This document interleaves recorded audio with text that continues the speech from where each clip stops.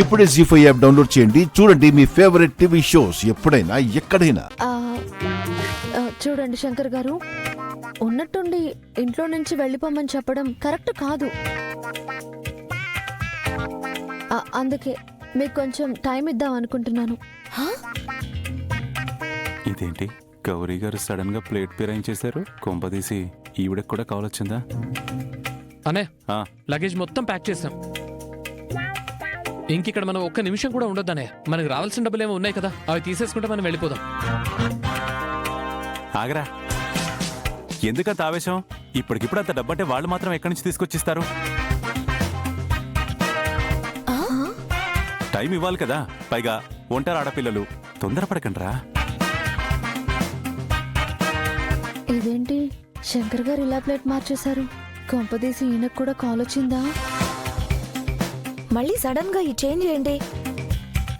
వాళ్ళ కోసం నువ్వు తగ్గడం ఏంటనయ్యా? పవర్ స్టార్ ఏం చెప్పిండు? ఎక్కడ నెగ్గాలో కాదు ఎక్కడ తగ్గాలో తెలియాలన్నాడు. ఎక్కడ నెగ్గాలో కాదు ఎక్కడ తగ్గాలో తెలిసిన వాడు గొప్ప అని త్రివిక్రమ్ గారు చెప్పారు. అవునా? కొన్ని విషయాల్లో మనం అలా సర్దుకుపోతూ ఉండాలి. ఓకేనా? మీరు వెళ్ళండి, వెళ్ళండి చెప్తాను. అన్నయ్య అరే పద, నా మాట వెళ్ళండి. పెద్దవాళ్ళం మేము మాట్లాడుకుంటుంటే మధ్యలో మీరేంటి? వెళ్ళండి. వెళ్ళండి.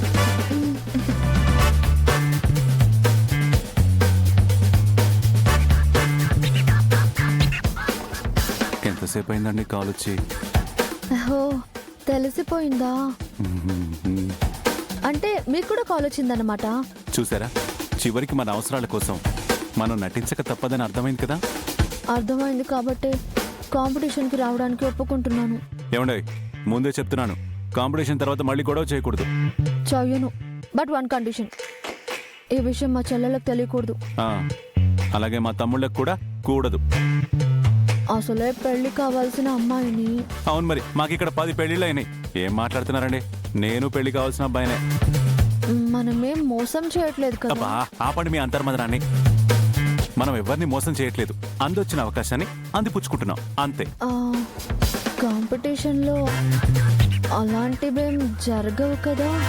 అలాంటివి అంటే ఎలాంటివి? మొగుడు పిల్లల కాంపిటీషన్ కదా.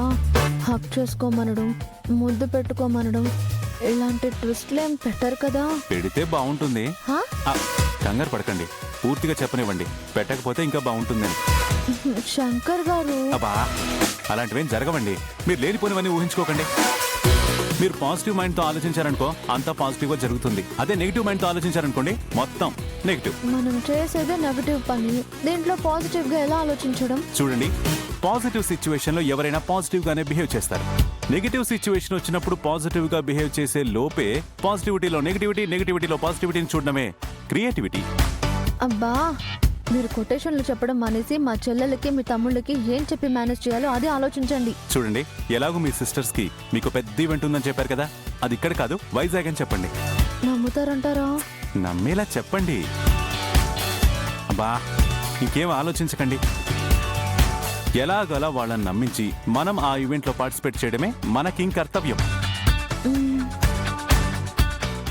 జీ5 యాప్ డౌన్లోడ్ చేసి అన్ని ఎపిసోడ్స్ పూర్తి ఉచితంగా చూడండి.